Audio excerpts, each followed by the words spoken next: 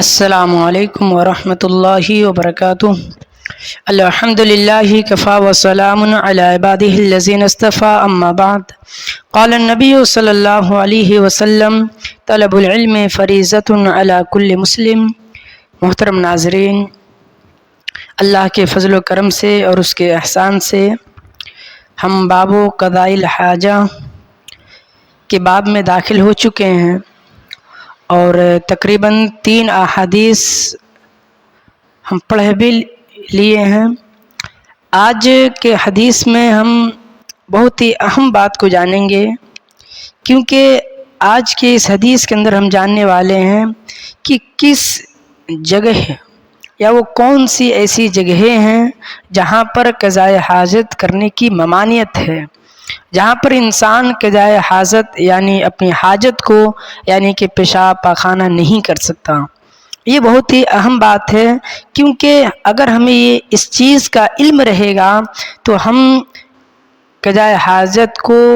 یا کوئی بچہ کرے یا کوئی بھی غلطی کرے تو ہم اسے سمجھا سکتے ہیں کہ یہاں پر قضاء حاجت نہیں کرنا چاہیے۔ لیکن ایک بات یاد رہے کہ اسلام نے قضاء حاجت سے روکا ہے تو اس لیے روکا ہے کہ لوگوں کو تکلیف نہ ہو۔ اس کا یہ مطلب ہوا کہ شریعت اسلامیہ نے لوگوں کی بھلائی کے لیے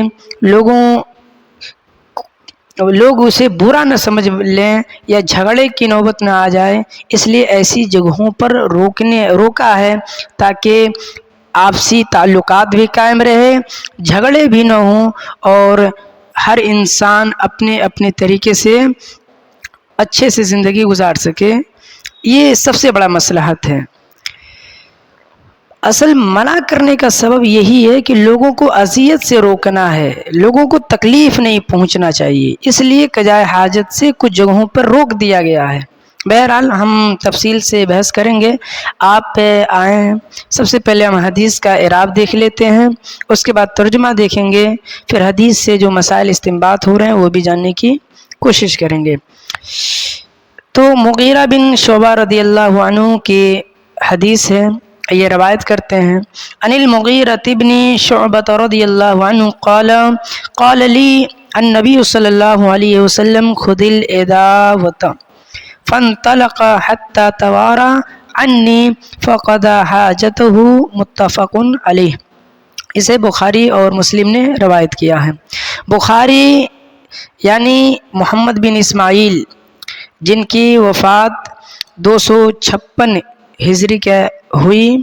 اور مسلم جو کہ ان کی وفات 261 ہجری کو ہوئی۔ تو مغیرہ بن شعبہ رضی اللہ عنہ روایت کرتے ہیں، قال کہتے ہیں کہ قال لی النبی صلی اللہ علیہ وسلم کہ مجھ سے اللہ کے نبی صلی اللہ علیہ وسلم نے کہا، خذ العداوۃ، عداوہ کہتے ہیں پانی کے برتن کو، وہ پانی کا برتن جس میں پانی اکٹھا ہو جائے، پانی کچھ جمع ہو جائے، اسے عداوہ کہتے ہیں۔ تو اللہ کے نبی صلی اللہ علیہ وسلم نے مجھ سے کہا کہ خذ العداوہ، پانی کا برتن لے لو، فانطلق، جب لے لیے تو فانطلق، بس چلنے لگے، حتی توارا،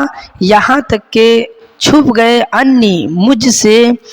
یعنی اللہ کے نبی صلی اللہ علیہ وسلم مجھ سے چھپ گئے، فقضى حاجته، اور اپنی حاجت کو پورا کر لیا، فقضى، پس پورا کر لیا، حاجته، اپنی حاجت کو، یعنی اللہ کے نبی صلی اللہ علیہ وسلم نے اپنی حاجت کو پورا کر لیا۔ دیکھیے ترجمہ سلیس دیکھیں، مغیرہ بن شعبہ رضی اللہ عنہ روایت کرتے ہیں، قال کہتے ہیں کہ اللہ کے نبی صلی اللہ علیہ وسلم نے مجھ سے کہا، خذ العداوۃ،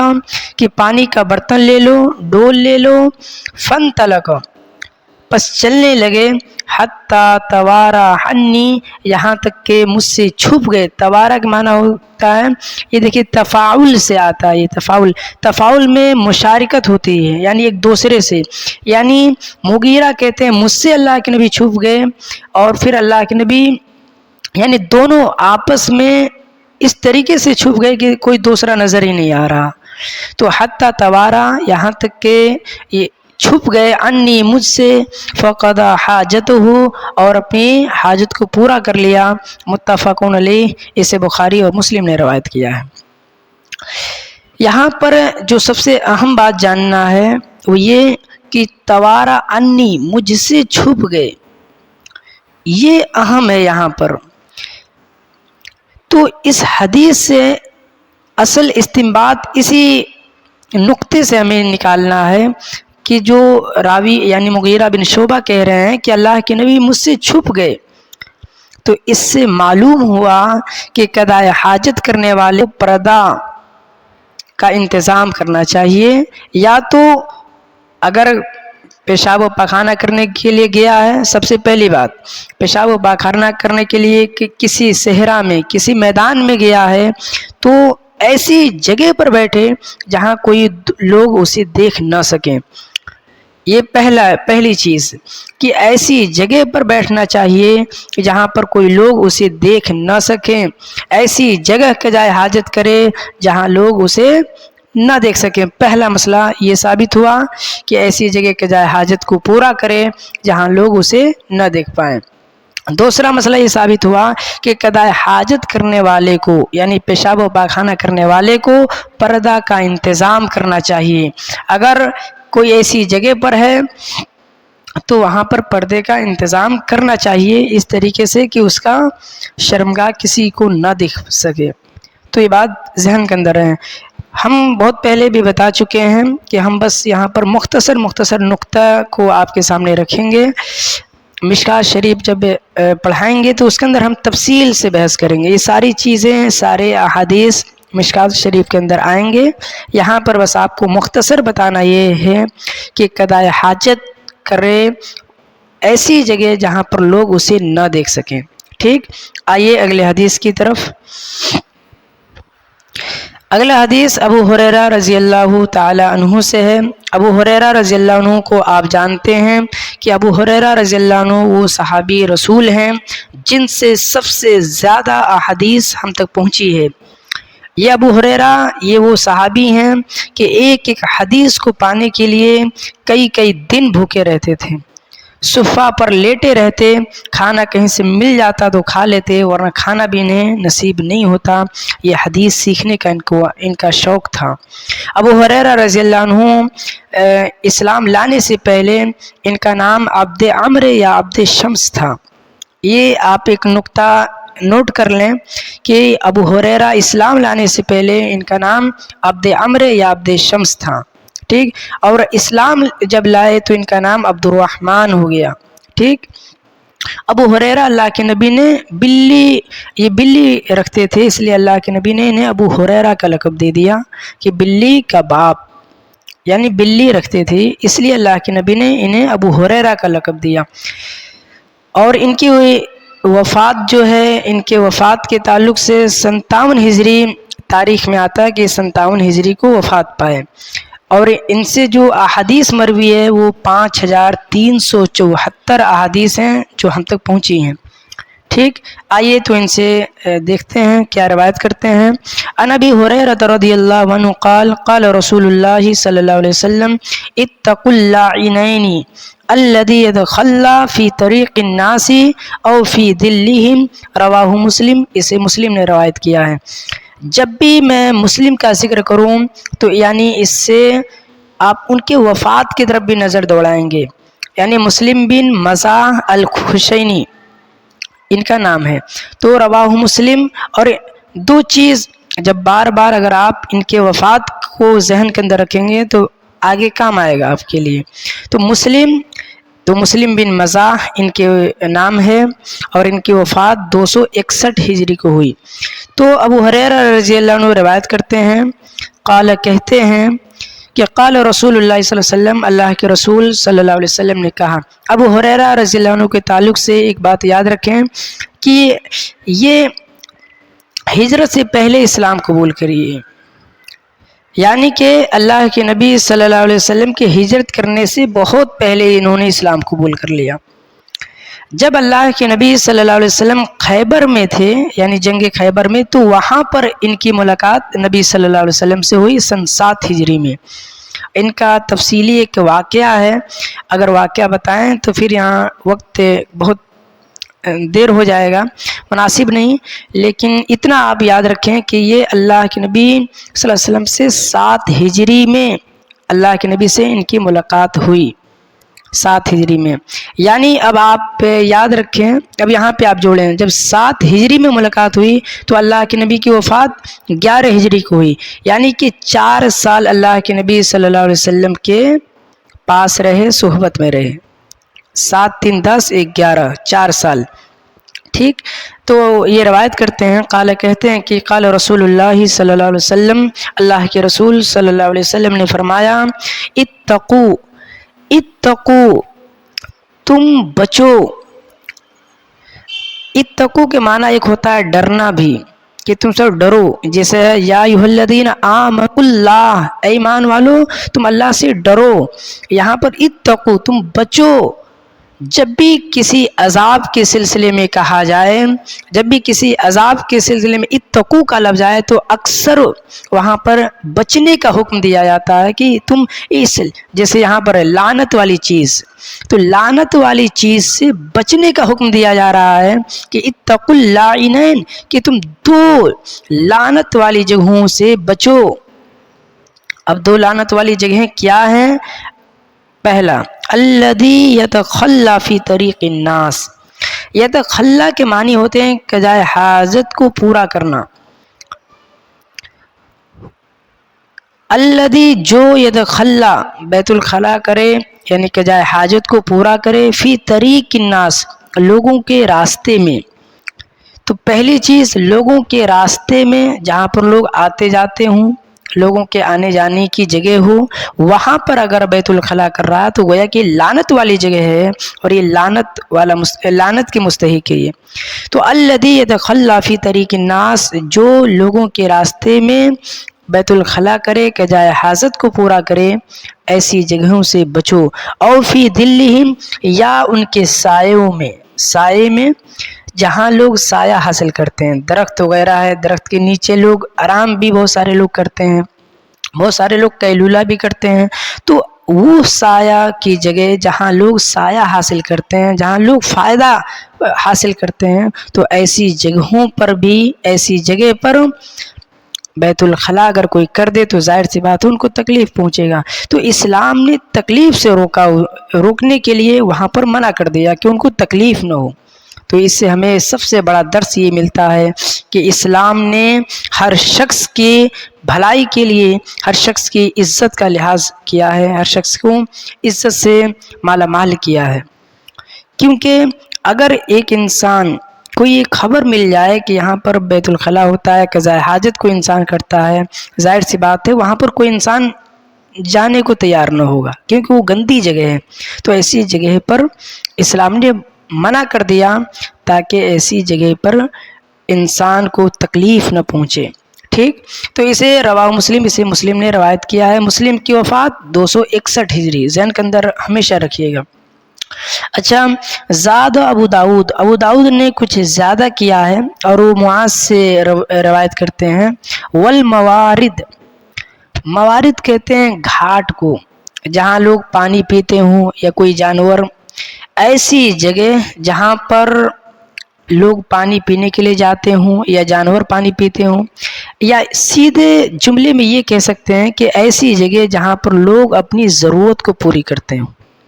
سیدھے مختصر نقطے میں یہ کہا جا سکتا ہے کہ ایسی جگہ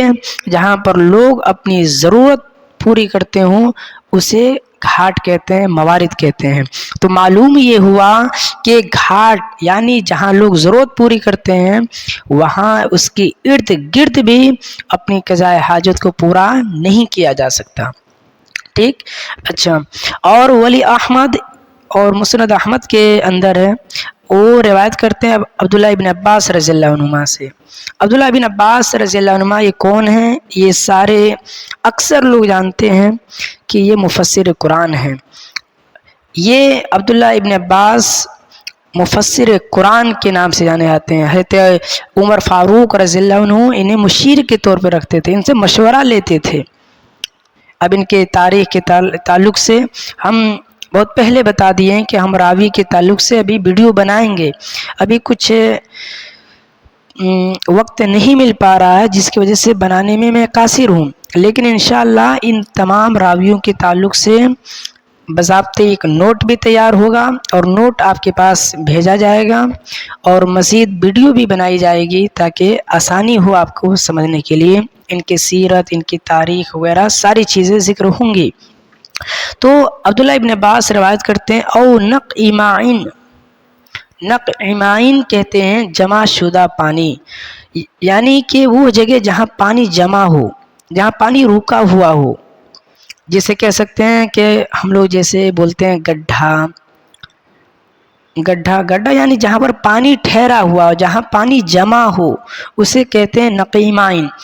تو یعنی کہ عبداللہ ابن عباس سے جو مسند احمد کے اندر جو حدیث ہے کہ او نقیمائن، جمع شدہ پانی کی جگہ پر کرنے سے بھی منع کیا گیا ہے، لیکن یہ جو بات ہے، بات تو صحیح ہے کہ جہاں پانی جمع ہو وہاں نہیں کرنا چاہیے، یہ ادب خلاف ہے، ادب کے خلاف ہے، لیکن وہ فیہما ضعف، ان دونوں کے اندر، یہ جو دونوں حدیث ہے اس کے اندر ضعف پایا جا رہا ہے۔ ابن عباس اور معاذ دونوں روایتیں ضعیف ہیں، یہ جو ان معاذ کا ہے اور یہ عبداللہ ابن عباس کا، یہ دونوں ضعیف ہیں، یعنی ان دونوں کی روایتیں ضعیف ہیں۔ معاذ کے اندر یہ جو ضعیف ہے، اس کے اندر ابو سعید حمیری کا معاذ سے کوئی لقا ثابت نہیں ہے، تو اس بنا پر معاذ والی جو حدیث ہے یہ ضعیف ہے۔ لیکن جو بات بتائی جا رہی ہے، ضعیف ہونے کا مطلب یہ نہیں کہ جو بات بتائی جا رہی ہے وہ بھی غلط ہے، ایسا نہیں ہے، دوسری حدیث اس کی تائید کر دیتی ہے۔ تو یہاں پہ جو بات بتایا جا رہا ہے، ایک ادب کے، ایک انسانیت کے اعتبار سے بھی دیکھا جائے تو صحیح ہے، کیونکہ جہاں پر لوگ پانی پینے کے لیے جائیں اور وہاں پر کوئی انسان بیت الخلا کرے، ظاہر سی بات ہے تکلیف ہوگی، تو ایسی جگہ پر اسلام نے منع کیا، نہیں کرنا چاہیے۔ گرچہ حدیث ضعیف ہے لیکن بات صحیح ہے کہ ایسی جگہ پر پیشاب و پخانہ نہیں کرنا چاہیے کہ ایسا نہ ہو کہ لوگوں کو تکلیف پہنچ جائے۔ اور اسی طریقے سے جو ابن عباس کے اندر ہے، یہ بھی حدیث ضعیف ہے، اس کے اندر ایک راوی ہیں جو کہ ضعیف ہیں، ابن لحیہ، ان کے تعلق سے ملتا ہے کہ یہ ضعیف ہیں۔ بہرحال یہ دونوں حدیث ضعیف تو بہرحال ہے، لیکن جو بات بتایا جا رہا ہے وہ بات صحیح ہے، ٹھیک۔ اخرجت طبرانی، اور طبرانی نے ایک تخریج کیا کہ النہی عن تحت الاشجار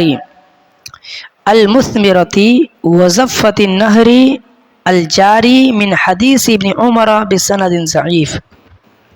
طبرانی روایت کرتے ہیں یا طبرانی نے تخریج کیا ہے کہ النہی، روکا گیا ہے، ان تحت الاشجار، تحت الاشجار الثمرہ المثمرہ یعنی پھلدار درخت کے نیچے، ان تحت الاشجار المثمرہ، اشجار المثمرہ موصوف صفت ہے، یعنی پھلدار درخت کے نیچے قضائے حاجت کرنے سے روکا گیا ہے، منع کیا گیا ہے۔ وزفۃ النہر، اور یہ جو ندی وغیرہ اس کے کنارے، نہر کے کنارے بھی کرنے سے منع کیا گیا ہے۔ الجاری، اچھا نہر الجاری کا لفظ ہے، النہر الجاری موصوف صفت، یعنی ایسا نہر جہاں پہ پانی بہتا ہو، پانی بہ رہا ہو، تو اس صورت میں نہر کے کنارے پیشاب و پاخانہ کرنے سے منع کیا گیا، اس حدیث سے معلوم۔ لیکن ابن عمر کے سے جو یہ حدیث ہے، یہ حدیث سندن ضعیف ہے، یہ حدیث بھی ضعیف ہے۔ بہرحال ہم آپ کو بتاتے ہیں ایک سب سے اہم چیز جہاں پر انسان کو پیشاب و پخانہ نہیں کرنا چاہیے، جہاں پر اسلام نے روکا ہے۔ اس حدیث کے اندر بہرحال ضعیف تو ہے، لیکن جو بات بتایا جا رہا ہے، آپ ایک انسانیت کے اعتبار سے سوچیں کہ درخت کے نیچے جہاں لوگ آرام کرتے ہوں، یا وہ جہاں پہ درخت پک جائے اور درخت کا جو پھل ہے وہ اگر نیچے گرے گا تو اگر گندگی رہے گا، پخانہ رہے گا، تو ظاہر سی بات ہے اس میں لگ جائے گا تو کوئی کھانے کو تیار نہ ہوگا، کوئی کھانے کا تصور بھی نہیں کر سکتا۔ تو اس صورت میں ایسی جگہوں پر احتیاط، ایسی جگہ کرنا ہی نہیں چاہیے، احتیاط تو بہرحال بہت دور، کرنا ہی نہیں چاہیے، ممانعت ہے ایسی جگہ پر۔ اور نہر کے کنارے بھی نہیں کرنا چاہیے بظاہر اس حدیث سے۔ حدیث ضعیف ہے لیکن جو بات بتائی جا رہی ہے وہ بات صحیح ہے۔ اب آپ ایک نوٹ کر لیں جو بات میں بتا رہا ہوں کہ کن کن جگہوں پر اتنی ساری احادیث ہم نے ابھی پڑھا، ساری احادیث ہم نے پڑھا، جو پیچھے ایک حدیث بھی، ان سارے حدیث کو ایک طرف رکھیں اور ان کے اندر جو بات بتائی جا رہی ہے اب نوٹ کرتے چلیں آپ۔ 5 جگہیں ایسی ہیں جہاں پر قضائے حاجت کرنے کی ممانعت ہے، 5 جگہوں پر پیشاب و پاخانہ کرنے کی ممانعت ہے جہاں پر انسان پیشاب و پاخانہ نہیں کر سکتا۔ اب آپ نوٹ کریں، نمبر 1 راستہ، یعنی جہاں پر لوگ آتے جاتے ہوں، لوگوں کا آنے جانے کی جگہ ہو، راستے پر پیشاب و پاخانہ نہیں کیا جا سکتا۔ دوسری جگہ سایہ دار درخت کے نیچے، جہاں پر لوگ آرام کرنے کے لیے بیٹھتے ہوں یا قیلولہ کرنے کے لیے بیٹھتے ہوں، ایسی جگہ پر بھی پیشاب و پاخانہ نہیں کیا جا سکتا۔ تیسری چیز پانی کے گھاٹ پر، جہاں لوگ پانی پیتے ہوں، جانور وغیرہ بھی پیتے ہوں، وہاں پر بھی پیشاب و پاخانہ نہیں کیا جا سکتا، وہاں پر قضائے حاجت کو پورا نہیں کیا جائے گا۔ چوتھی چیز پھلدار درخت کے نیچے، جو یہاں پر ابھی بات گزری، پھلدار درخت کے نیچے بھی نہیں، کیونکہ پھلدار جب پھل نیچے گرے گا تو گندی رہے گی، تو ظاہر سی بات ہے گندی جو پاخانہ اس میں جب پھل لگے گا تو کوئی کھانے کو تیار نہ ہوگا، تو پھلدار درخت کے نیچے بھی پاخانہ نہیں کیا جا سکتا، قضائے حاجت کو کیا جائے گا۔ اور اسی طریقے سے 5ویں جگہ نہر کے کنارے، جہاں نہر ہے، جہاں پہ پانی بہہ رہا ہے، ایسی جگہ جہاں پر نہر ہے تو نہر کے کنارے بھی نہیں کیا جا سکتا۔ لیکن ایک چیز یاد رکھیں، نہر کے کنارے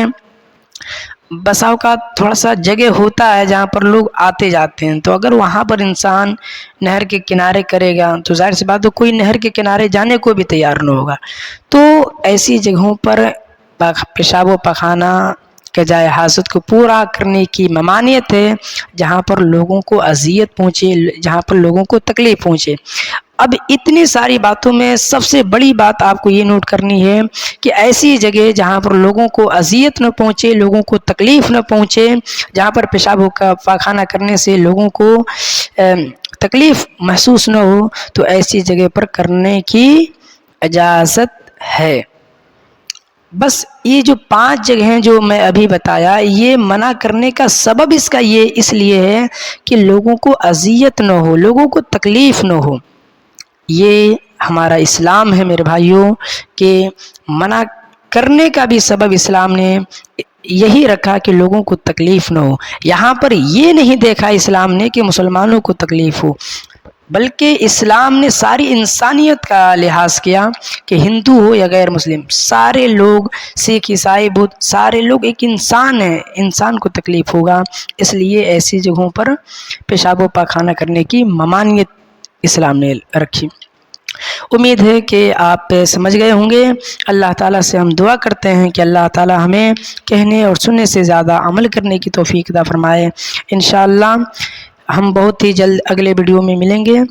السلام علیکم ورحمۃ اللہ وبرکاتہ۔ اگر کوئی بھی بات سمجھ نہ آئے آپ ہمیں کمنٹ کر سکتے ہیں، ہم انشاءاللہ اس کا جواب ضرور دیں گے۔ السلام علیکم ورحمۃ اللہ وبرکاتہ۔